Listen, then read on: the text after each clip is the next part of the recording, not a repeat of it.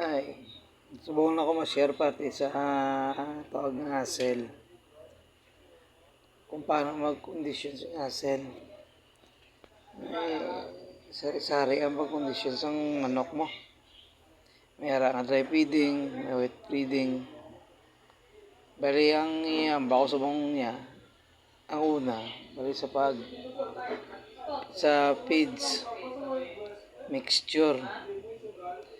Once nga ang mixture mo sumala, gamay lang sila, dali ko sa perdiyan.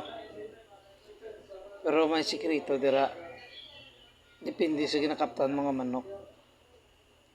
Pero guys, may atagla ko nga gamay nga tips para sa feeds ang hassle. Kaya ang away ka ulo, rutay mo. Di kung rutay ang away ka ulo, dapat kabalo ko yung magtimpla sa bubod. Hindi sa dili hapuon, dili magbigay. Base man lang sa akon nga nabalaan, sa experience man damo man nga trainero na nagyan, may isa lang ulo kasyin ka trainero. Una sa mixture gid sumubod. Pero kung i-follow mo ko subong, kag i-like, tuduan na ka paano magtimpla sa bubod. Nga manok, lugay, hapuon, kag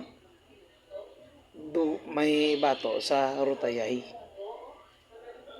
Like and subscribe sa akong page, kita doan na ka. Pag hindi ka message ka lang, comment or message lang kayo, doan na ka paano. I-PM na ka mismo paano magtimpla sang ubod para sa hassle or ulo.